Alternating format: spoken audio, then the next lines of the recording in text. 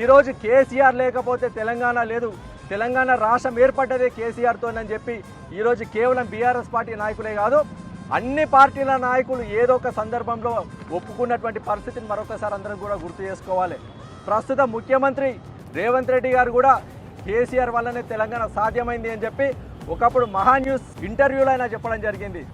కేంద్ర మంత్రులైనటువంటి కిషన్ రెడ్డి గారు కావచ్చు, బీజేపీ నాయకులైనటువంటి ఈటెల రాజేందర్ గారు కావచ్చు, అరవింద్ ధర్మపురి గారు కావచ్చు, వివిధ సందర్భాలలో కేసీఆర్ వల్లనే తెలంగాణ రాష్ట్రం సాధ్యమైందని చెప్పి వారు కూడా చెప్పడం జరిగింది.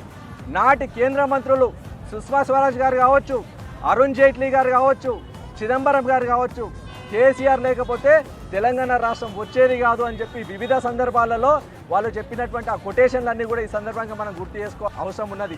సాక్షాత్తు భారతదేశ రాష్ట్రపతి అయినటువంటి ప్రణబ్ ముఖర్జీ గారు కూడా వారి ఆత్మకథలో వారు స్పష్టంగా చెప్పారు, కేసీఆర్ లేకపోతే తెలంగాణ రాష్ట్రం వచ్చేది కాదు అని చెప్పి.